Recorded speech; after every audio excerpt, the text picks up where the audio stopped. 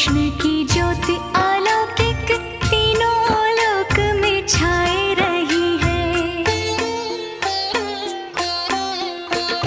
भक्ति विवश एक